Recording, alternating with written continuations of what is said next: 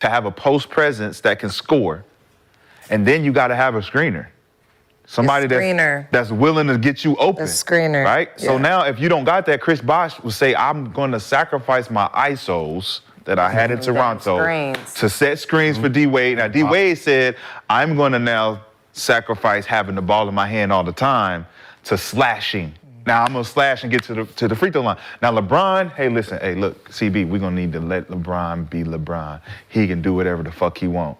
Same with Ray Allen. Ray Allen, you don't have to have the ball in your hand. You don't have to come out pick and roll and none of that shit. We're just going to screen for you. Run around and make Paul, you're going to have your ISOs. Yep. We're going to move out the way. KG, hey, listen, fuck that. Y'all don't got to throw the ball to me at all. I'm going to be the Draymond Green. I'm going to screen for Rondo. I'm going to go lobs. I'm going to play defense. I don't really need it. But when y'all need me to have it, I still got this in my bag. Yeah. But they don't have that. But even when KG had it, boom, right? We already knew the first person he's looking for. Yep. He's looking for Paul Pierce ducking. Ducking in, yep. So now while you sitting here, like, all right, we're about to double, Paul Pierce ducking in. Boom. If you don't have Paul Pierce ducking in, someone's setting a flare for Ray Allen. That's so dangerous. Right, so everybody's still busy. Yes. So now we can't even focus on KG if he decided to go one-on-one. Yep. Who wide open? Rondo at the free throw line. And then when Rondo get it, it's a damn near pick and roll, pass it to him because you helped me, boom. Right, but the three main players is moving with each other. When LeBron James drove and you decided to take a charge, Dwayne Wade is coming down the lane. Like, oh my God. When Dwayne Wade split, right, boom, and we reacted, soon as you look this way, LeBron cut right in front of you. Here we go. That's what these three don't have today. And that's why Jokic and Denver Nuggets is so hard to guard, because when you're focusing on those two, the other three know how to play basketball. Yes. The other three know how to play. That's coaching too. They're not just sitting there like, huh? Oh, yeah, look at last game. Jamal Murray had a horrible shooting night. They still figured it out. Came back in the fourth. Waiting on that. Like, motherfucker, do you shoot threes? No. Then why you sitting at the 3-point line? Cut. You dunk? Hey, how about this? When I get it and I drive and your man steps up, how about go for a lob? Oh, yeah, that makes sense. That makes sense. But if you think about Phoenix, they got three guards that like to shoot jumpers. And ain't none of them relegated to one, have a post presence. Just think if KD said, nah, I'm going to function out at the post tonight. Play off me. And then I'm going to post and turn on this motherfucker and dribble. Even if it was Book, you play off the post. Who guarding you, bro? Play off the post. Conley on you. Post this little nigga up.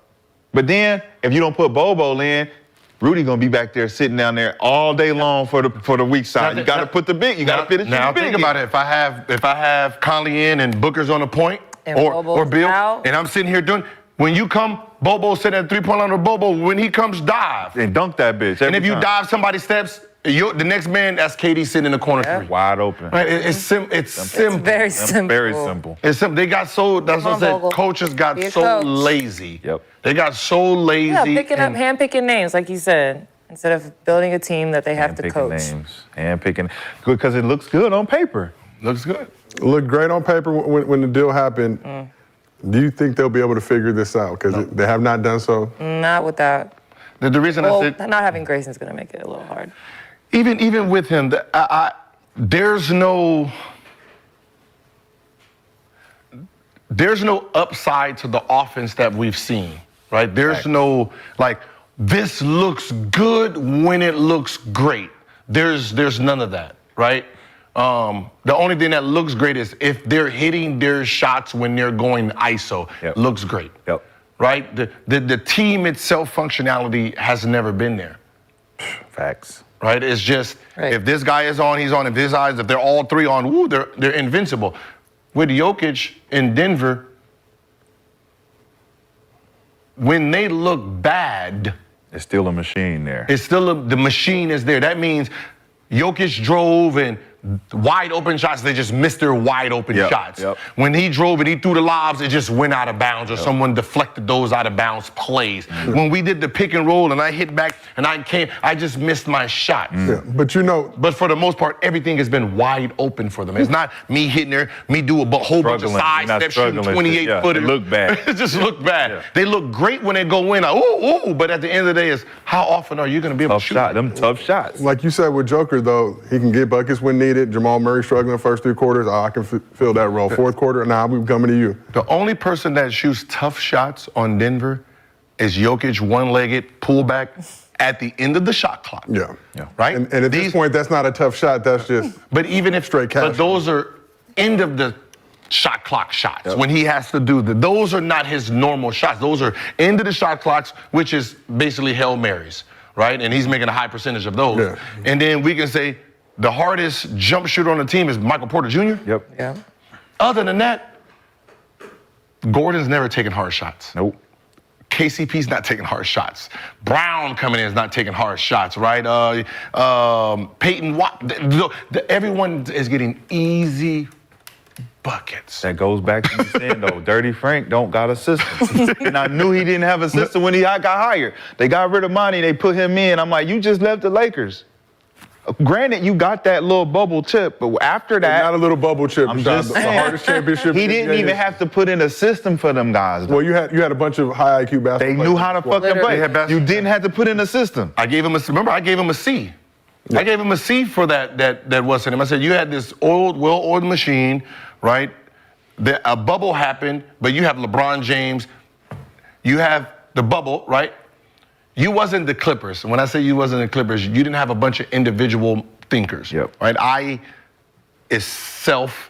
think about the club. I think about, you had LeBron James who had control, right? Hey, listen, we might be coming back. Everybody stay in shape. You had Dwight Howard who stayed.